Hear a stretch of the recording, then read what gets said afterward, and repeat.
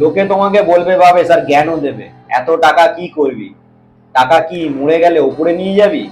এসছিস খালি হাতে, যেতেও হবে খালি হাতে। হ্যাঁ, কথাটা একদমই ঠিক যে এসছি খালি হাতে, যেতে হবে খালি হাতে। কিন্তু একটা কথা বলি, টাকা তোমার কাছে যতদিন থাকবে না ভাবেশ, তোমাকে টাকা সবসময় ওপরেই রাখবে, নিচে পড়তে দেবে না।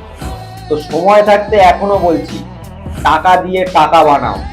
কারণ টাকা কিন্তু ব্যাংকে ফেলে রাখলে বাড়বে না। তো টাকা কিভাবে বাড়বে সেটার একমাত্র উপায় হচ্ছে ইনভেস্টমেন্ট। আজ থেকেই শুরু করে দাও ইনভেস্টমেন্ট। ইনভেস্টমেন্ট কোথায় করবে বুঝতে পারছো না? তাই বলছি, চ্যানেলটি ফলো করে দাও, স্টক ট্রাভেলার।